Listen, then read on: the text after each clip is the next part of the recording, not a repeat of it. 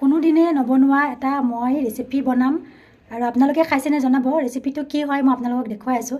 ডেইলিটো শাক পাচলি মাছ মাংস যিয়ে নবনাওক আমাক তেলটো লাগে, হয়নে নহয়? এতিয়া তেলৰ কিমান দাম আমিহে গম পাওঁ, গৃহিণীসকলৰ গাত লাগি যায়। আমি এটা কাপোৰ যদি কিনিব বিচাৰোঁ নহয়, আমি 10 বাৰ চিন্তা কৰিব লাগে। এপেকেট মিঠাতেল আহি যায়, হয়নে নহয়? কিবা এটা বস্তু ল'ব লগা হ'লে আমি 10 বাৰ চিন্তা কৰিব লাগিব। সেইখিনি আমাৰ ঘৰৰ ৰেচনৰ পইচা, হয়নে নহয়? গতিকে মামাই তেলটো দিলে ভাল হয়। যেতিয়ালৈ মামাই তেল নিদিয়ে বইলে খাওঁ আৰু এতিয়া মই বনাম বেহাৰ শাক চিকেনৰ লগত বইল। তাত অকল আদা নহৰু দি দিম।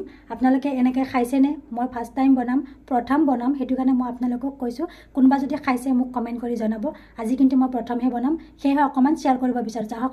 এয়া দেখিছেনে সৰু সৰুকৈ মই চিকেন কাটি লৈছোঁ আৰু মই এইফালে এটা পিঁয়াজ লৈছোঁ আৰু বিট আৰু বিলাহী আৰু এটা তিয়ঁহ। এইখিনি মোৰ চালাড কিন্তু দেই, এইখিনি আকৌ বইল বুলি নাভাবিব। লগতে আদা নহৰু অকণমান কাটি লৈছোঁ, থেতেলাই ল'ম ধুনীয়া কৰি। আৰু এতিয়া যিহেতু বেহাৰ শাকৰ ছিজন, বেহাৰ ফুলিছে অকণ অকণ, সেয়েহে মই ভাবিলোঁ মই মাছৰ লগত খাওঁ, কিন্তু আজি মই এনেকৈ চিকেনৰ লগত খাম। আপোনালোকে কোনোবাই খাইছেনে এনেকৈ চিকেনৰ লগত বইল? পালেং শাকটো আমি খাওঁ, চিকেন বইল বহুত ভাল লাগে, কিন্তু এই শাকটো মই আজি প্ৰথমহে বনাম, সেইকাৰণে আপোনালোকৰ লগত মই শ্বেয়াৰ কৰিছোঁ। আপোনালোকে যদি কোনোবা খাইছে মোক ধুনীয়াকৈ জনাব, হয় নহয়? এতিয়া দেখিছে মই পাকঘৰতে আহিলোঁ। দেখিছে বইল চিকেন, মই অকণমানো ইয়াত তেল দিয়া নাই। মই এনেই কোৱা নাই যে মই বইলে বনাম চিকেনটো। এয়া দেখিছে বহুত ভাল লাগিছে, মই অকণমান খাই চাইছোঁ আৰু আপোনালোকে যিসকলে খাইছে জনাব বাৰু। সেয়েহে মই অকণমান আপোনালোকৰ লগত শ্বেয়াৰ কৰিলোঁ। আজিলৈ এৰিলোঁ, বাই।